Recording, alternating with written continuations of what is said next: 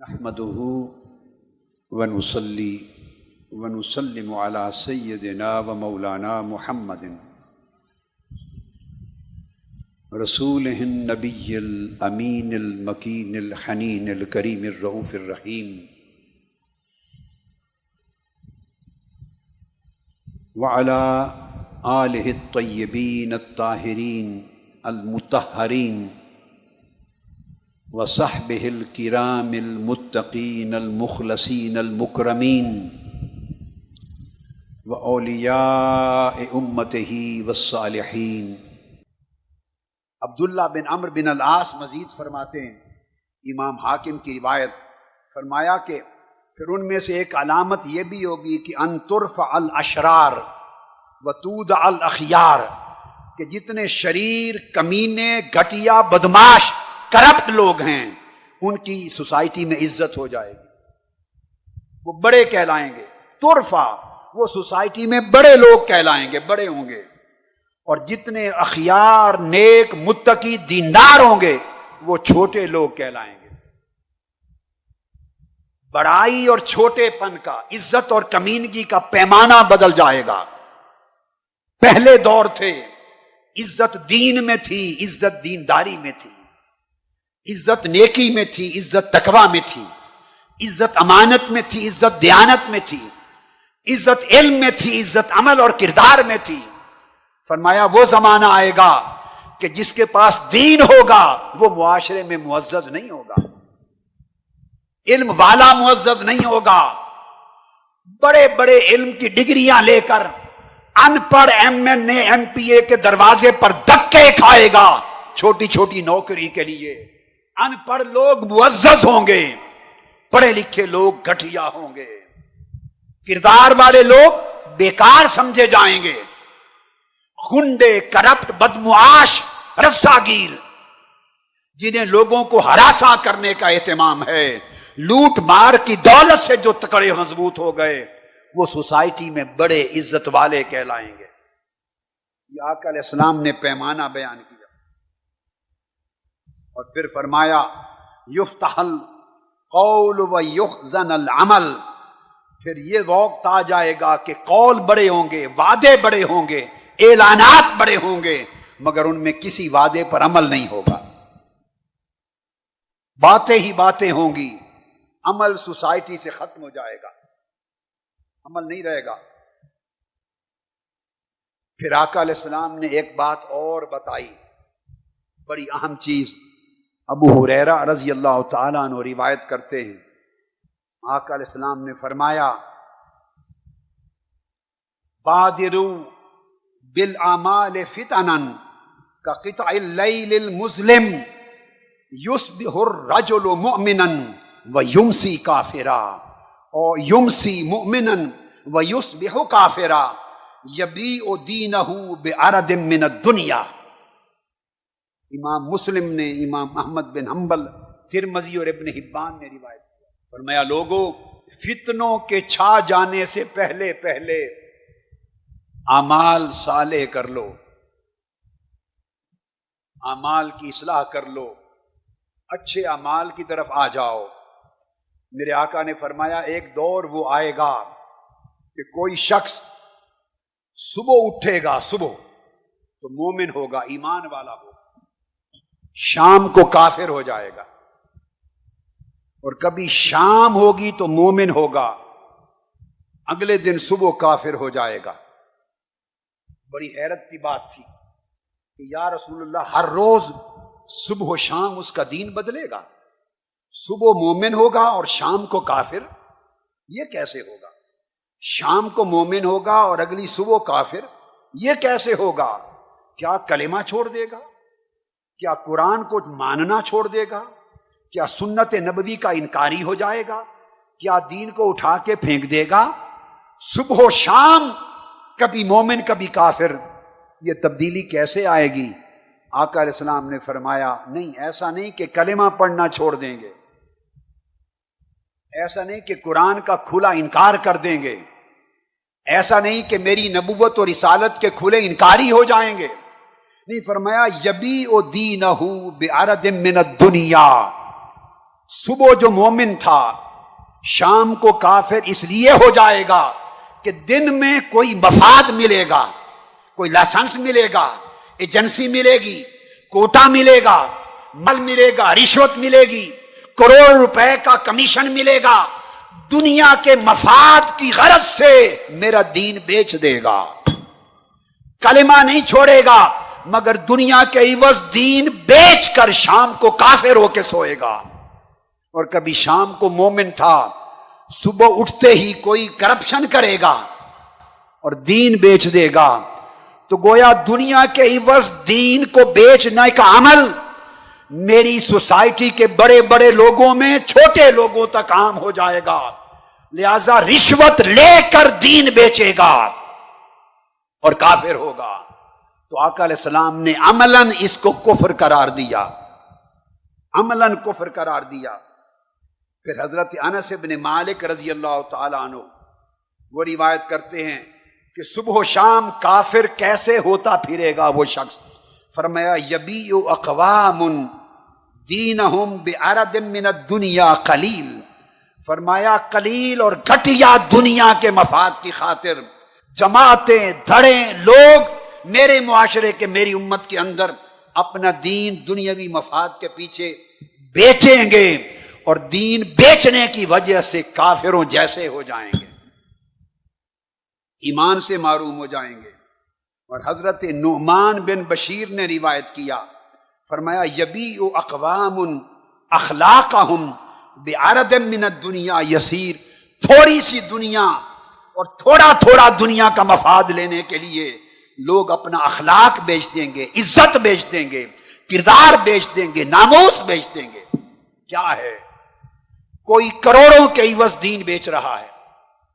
کوئی اربوں کے عوض دین بیچ رہا ہے، جو جتنی بڑی سیٹ پر بیٹھا ہے اتنی بڑی قیمت دنیا کی لے کر دین اور ایمان بیچ رہا ہے۔ اس سے چھوٹے وہ کروڑوں کا لے لے کر دین بیچ کے کافر ہو رہے ہیں، اس سے چھوٹے ہیں ملینز لے کر دین بیچ رہے ہیں، اس سے نیچے ہیں لاکھوں روپے لے کر دنیا کے جھوٹے مفاد کے دین بیچ رہے ہیں، اس سے نیچے ہیں چند ہزار ٹکے لے کے دین بیچ رہے ہیں۔ اور ایسے لوگوں کی بھی کمی نہیں جو چند ہزار لے کر کسی کے خلاف جھوٹے فتوے دے کر دین بیچ رہے ہیں۔ ارے ظالمو، دین کا نام لیتے ہو اور چار چار ٹکے لے کر دنیا داروں سے، دنیا داروں حاکموں کے دروازوں پر کتوں کی طرح دم ہلاتے ہو اور حرام کی دنیا کھا کر دین مصطفیٰ بیچتے ہو، دین کی غیرت بیچتے ہو۔ اور ایسے لوگ بدقسمتی کہ وہ سیاسی رہنما ہونے کا بھی دم بھریں اور مذہبی رہنما ہونے کا بھی دم بھریں۔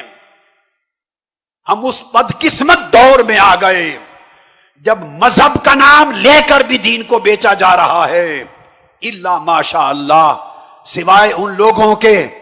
جن کے سینوں میں اللہ نے دین کی سچی قدر رکھی، دین کا سچا علم رکھا، جو علماء ربانیین ہوئے یا ان کے سچے پیروکار ہوئے، اور جن کو دین مصطفیٰ کا حیا ہوا، اور جو راہ راست پر ہوئے، اور جنہوں نے دنیا کے عوض دین کو نہ بیچا۔ یہی کام بنی اسرائیل کے لوگوں نے کیا تھا،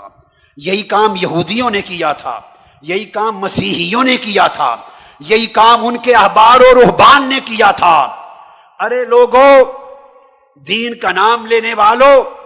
دنیا پرستوں نے تو دنیا کے عوض دین بیچا ہی تھا، اب تمہاری تو شکلیں دین والی ہیں، تمہارا تو اوڑھنا بچھوڑنا دین ہے، تم دنیا کے چار چار ٹکے کی خاطر کیوں دین کو بیچتے اور امت کو پریشان کرتے ہو؟ آؤ پلٹ آؤ، عزت خدا کی قسم نہ دنیا کے پیسے میں ہے، نہ مال و دولت میں ہے، نہ عہدہ و منصب میں ہے، یہ سب چیزیں 4 دن کی بات ہے، ختم ہو جانے والی ہے۔ عزت مصطفیٰ کی گدائی میں ہے، عزت مصطفیٰ کی وفاداری میں ہے، عزت خدا و مصطفیٰ کی تابع داری میں ہے۔ پہلے لوگ دنیا داروں کے دروازوں پر سائل بن کے کھڑے نہیں ہوتے تھے، اہل دنیا اہل دین کے دروازے پر چل کے آتے تھے۔ دین کی عزت سب سے اونچی ہے، اہل دین کی عزت سب سے اونچی ہے، علماء دین کی عزت سب سے اونچی ہے، چونکہ انہیں دین کی نسبت سے شناخت اور عزت ملی۔ اے تحریک منہاج القرآن کے رفقا، علماء، وابستگان، طلباء، سمجھ لو جہاں دین اور دنیا کا موازنہ آ جائے، خدا کی قسم حسین کے پیروکار بنو، یزید کے نہ بنو۔ دنیا کو ٹھکرا دو، فاقوں سے مر جاؤ، مگر دین کی عزت کا دامن کبھی نہ چھوڑنا۔ میرے تاجدار کائنات نے، آپ کے تاجدار اور آقا و مولا نے، اور ساری کائنات کے مالک و مختار آقا و مولا نے پتھر باندھے اپنے پیٹ پر، مگر دین کو عظمت دلائی، فاقے کٹے، دین کو عظمت دلائی۔ 6 ماہ پڑوسیوں کی بکریوں کا دودھ پیا فاقوں کے ساتھ، مگر دین کو عظمت عطا کی۔ پیٹ بھر کے کبھی کھانا نہ کھایا، مگر دین کو عظمت عطا کی۔ جو میرا باغ دیا، مگر دین کی عظمت عطا کی، اور آقا نے یہی تعلیم امت کو دی۔ اگر آپ چاہتے ہیں تحریک منہاج القرآن کے کارکنوں، دنیا ذلیل ہے، دنیا کا مال حقیر ہے، دنیا کی عزت ذلیل چھوٹی شے ہے، دین سے بڑھ کر کوئی عزت نہیں ہے، اللہ کی بندگی سے بڑھ کر کوئی عزت نہیں ہے، تقوی سے بڑھ کر کوئی عزت نہیں ہے۔ آؤ تقوی کی عزت اختیار کرو، اپنی جبینیں اللہ کے حضور جھکاؤ اور تواضع کی عزت اختیار کرو، صدق اور اخلاص کی عزت اختیار کرو، سیرت اور کردار کی طہارت کی عزت اختیار کرو۔ بڑے بڑے فرعون تمہارے نام سے کانپیں گے، بڑے بڑے طاقتور تم سے ڈریں گے۔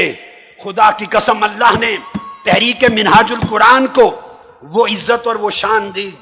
کہ وہ جو اللہ نے اپنے بندوں کو، برگزیدہ بندوں کو بے نیازی دی تھی، وہ آج کے زمانے میں اللہ نے تحریک منہاج القرآن کو وہ شان رکھی۔ آپ کو مبارک ہو، میں ہمیشہ کہا کرتا ہوں کہ اس روئے زمین پر مشرق سے مغرب اور شمال سے جنوب تک، جہاں تک کرۂ ارضی ہے اور سورج طلوع اور غروب ہوتا ہے، کوئی شخص کھڑا ہو کے یہ نہیں کہہ سکتا کہ 30 سال یا 35 سال میں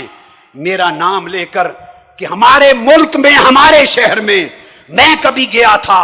اور دین کی تعلیم دی تھی، اور اس کے بعد ہدیے کے نام پر، نذرانے کے نام پر، تحفے کے نام پر، کسی بھی نام پر میں نے کسی بندے سے پیسہ قبول کر لیا تھا؟ نہیں، روز اول سے مصطفیٰ کا دین نہیں بیچا۔ مر جاؤں گا مگر دین نہیں بیچا جائے گا۔ اس لیے چونکہ دین نہیں بیچا، اس طرح ہمارے سامنے آ کر بات کرنے کی جرت کسی فرعون کو نہیں ہے، کسی یزید کو نہیں ہے، کسی بڑے سے بڑے طاقتور کو نہیں ہے۔ اور میں کہا کرتا ہوں کہ مصطفیٰ کے غلام بنو، امریکہ ہو یا یورپ، برطانیہ ہو یا جاپان، پاکستان ہو یا انڈیا، دنیا کے ملک اور سلطنتیں مل کر مصطفیٰ کے غلام کے جوتے کو بھی نیچے نہیں کر سکتی۔ مصطفیٰ کا غلام بے نیاز ہوتا ہے، چونکہ وہ خدا سے لیتا ہے اور مصطفیٰ سے کھاتا ہے، کسی کے سامنے نہ ہاتھ پھیلاتا ہے نہ دامن پھیلاتا ہے، اس لیے اس کا سر اس کے دین نے بلند کیا، وہ بلند رہتا ہے۔ آقا نے فرمایا، لوگوں بچو اس فتنے سے جس میں دنیا کے عوض دین بیچا جائے۔ پھر اس کے بعد آقا علیہ السلام نے ایک اور علامت بیان کی اور ارشاد فرمایا، ایک ایسا دور آئے گا جس میں لوگ خیر اور نیکی سے محروم ہو جائیں گے۔ عبداللہ بن عمرو بن العاص رضی اللہ تعالیٰ عنہ روایت کرتے ہیں، صحیح مسلم کی حدیث اور احمد بن حنبل کی مسند کی، اور فرمایا فَيَبْقَى شِرَارُ النَّاسِ فِي خِفَّةِ الطَّيْرِ وَأَحْلَامِ الصِّبَاحِ لَا يَعْرِفُونَ مَعْرُوفًا وَلَا يُنْكِرُونَ مُنْكَرًا۔ ایسا دور آئے گا کہ برے لوگوں کا راج ہو جائے گا، برے لوگوں کا قبضہ ہوگا، باقی رہ جائیں گے، اور چڑیوں کی طرح جلد باز ہوں گے، بے عقل ہوں گے، بے شعور ہوں گے، حق سے اندھے ہوں گے، اور درندہ صفت ہوں گے، درندہ صفت ظالم ہوں گے۔ اور وہ نہ کسی نیکی کے کام کو نیکی سمجھیں گے اور نہ کسی برے کام کو برائی سمجھیں گے، اتنے بے حیا ہو جائیں گے، دین سے اتنے دور ہو جائیں گے۔ اب ایسے لوگوں کے پیچھے اگر علماء اور دیندار لگ جائیں اور ان کے پیچھے ہاتھ باندھ کے کھڑے ہوں تھوڑے تھوڑے دنیاوی مفاد کی خاطر، تو انہوں نے کیا کمایا؟ وہ تاجدار کائنات کو کیا چہرہ دکھائیں گے؟ آقا علیہ الصلوۃ والسلام نے مزید ارشاد فرمایا کہ دور فتن میں ایسا زمانہ آئے گا، انس بن مالک رضی اللہ تعالیٰ عنہ روایت کرتے ہیں، جامع ترمذی کی حدیث، فرمایا یاتی علی الناس زمان الصابر فیہم علی دینہ کالقابض علی الجمر۔ فرمایا لوگوں پر ایک ایسا زمانہ بھی آئے گا کہ جس میں اپنے دین پر ثابت قدم رہنے والے لوگ جو دین پر قائم ہوں گے استقامت سے، ان کی مثال ایسی ہو جائے گی جیسے کوئی شخص آگ کے انگارے اپنی مٹھی میں بھر لے۔ دین پر قائم رہنا اس سوسائٹی میں، بولیے، دین پر قائم رہنا، ایمان پر قائم رہنا، سچائی پر قائم رہنا، دیانت پر قائم رہنا اس سوسائٹی میں جہاں راج ہی سارا جھوٹ کا، مکر کا، فریب کا، پیسے کا، بددیانتی کا، خیانت کا ہے، لوٹ مار کا ہے۔ فرمایا ایسے ماحول میں میرے دین پر قائم رہنے والے اتنی مشکل زندگی گزاریں گے کہ جیسے انگاروں کا، آگ کے انگاروں کو کوئی آدمی اپنی مٹھی میں لے لیتا ہے، مگر اللہ پاک ان کو اجر کیا دے گا، یہ بات سمجھنے والی۔ اجر یہ آقا علیہ السلام نے فرمایا، حضرت معقل بن یسار روایت کرتے ہیں، فرمایا العبادت وفی روایت العمل۔ فرمایا ایسے دور میں جب فتنے عام ہو جائیں، ظلم عام ہو جائے، بربریت عام ہو جائے، خیانت اور بددیانتی عام ہو جائے، کرپشن عام ہو جائے، لوٹ مار عام ہو جائے، دین کو، دیندار کو لوگ عزت نہ دیں اور بے دین کرپٹ بدمعاش کو عزت دیں، ایسے ماحول میں فرمایا جو شخص دین پر قائم رہے، اللہ کی بندگی اور عبادت پر قائم رہے اور نیک عمل پہ قائم رہے، اس کا اجر ایسے ہوگا کہ ہجرت الیہ، جیسے اس شخص نے میری طرف ہجرت کی۔ وہ صحابہ کرام جو مکہ چھوڑ کر ہجرت کر کے آقا علیہ السلام کی بارگاہ میں مدینہ جاتے تھے تو ان کو اجر ملتا تھا، اجر الہجرت الی النبی، آقا علیہ السلام کی طرف ہجرت کرنے کا اجر ملتا تھا۔ فرمایا آخری زمانے میں جب دین اجنبی ہو جائے اور قدریں دین کی پامال ہو جائیں اور دین پر استقامت کے ساتھ رہنا مشکل ہو جائے، اس دور میں دین پر قائم رہنے والوں، ارے تحریک منہاج القرآن کے رفقا، میری مائیں، بہنیں، بیٹیاں، میرے بھائی، میرے بیٹے، وابستگان سن لیں، اور امت مسلمہ کا ہر فرد، پوری امت میں غلامان مصطفیٰ میں ہر غلام آقا کی امت کا ہر دین کا نام لیوا سن لے۔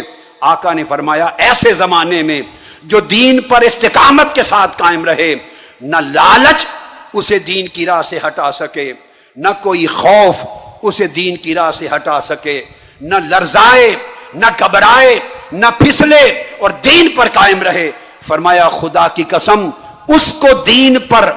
ایسے حالات میں استقامت کے ساتھ رہنے کا اجر یہ ملے گا جیسے اس زمانے میں لوگ مصطفیٰ کی طرف ہجرت کر کے جاتے، ہجرت الی المصطفیٰ کا اجر ملے گا۔ بولیے آپ چاہتے ہیں کہ نہیں کہ حضور کی طرف ہجرت کرنے کا اجر ملے اس دور میں؟ بتائیں، وہ حالانکہ وہ ہجرت ختم ہو چکی، مکہ فتح ہو گیا، ہجرت ختم ہو گئی، آقا نے فرمایا اب مکہ فتح ہونے کے بعد کوئی ہجرت نہیں، لیکن قربان جائیں ہجرت کا اجر میرے مصطفیٰ نے قیامت تک امت کے لیے قائم رکھا۔ اور خالی ہجرت نہیں، الہجرت الیہ، فرمایا میری طرف ہجرت کر کے آنے والے کا ثواب ملے گا۔ کس شخص کو؟ جو حالات سے نہ گھبرائے، جو حالات سے نہ گھبرائے اور استقامت کے ساتھ دین پہ رہے، انہیں وہ اجر ملے گا جیسے کوئی شخص میری طرف ہجرت کر کے آ رہا ہے۔ سبحان اللہ۔ تحریک منہاج القرآن کے ذریعے میں اپنے بیٹوں کو، بیٹیوں کو، بھائیوں کو، بہنوں کو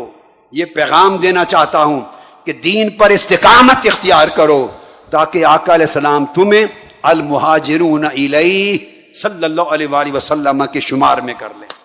ان لوگوں کے اجر والوں میں فہرست میں شامل کر لیں جنہوں نے حضور کی طرف ہجرت کی۔ آقا علیہ السلام نے فرمایا، حضرت ابو ہریرہ رضی اللہ تعالیٰ عنہ روایت کرتے ہیں، فرمایا اذا ضیعت الامانہ فانتظر الساعہ، فرمایا جب امانتیں ضائع ہونے لگیں، بولیے امانتیں ضائع ہونے لگیں تو فرمایا پھر قیامت کا انتظار کرو۔ صحابہ کرام نے پوچھا یا رسول اللہ کیف اضاعتھا، یا رسول اللہ امانتیں کیسے ضائع ہوں گی، اس کا معنی کیا ہے؟ سنیے،